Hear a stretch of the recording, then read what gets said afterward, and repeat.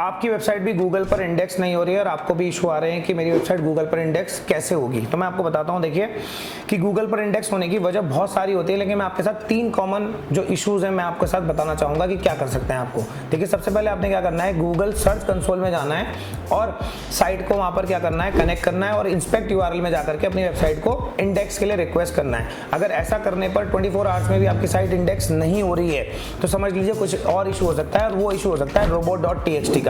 robot.txt एक file होती है जो हमारे वेब सर्वर पे स्टोर होती है रूट डायरेक्टरी में, और यहाँ पर बॉट आके देखते हैं। अगर यहाँ पर डिसअलाउ हो रखा है तो गूगल क्रॉलर्स तो आएंगे, लेकिन क्या नहीं होगा, वो आपकी साइट को इंडेक्स नहीं करेंगे, बिकॉज आपको ब्लॉक कर रखा है, वो कंटेंट ही रीड कर पाएंगे प्रॉपर्ली।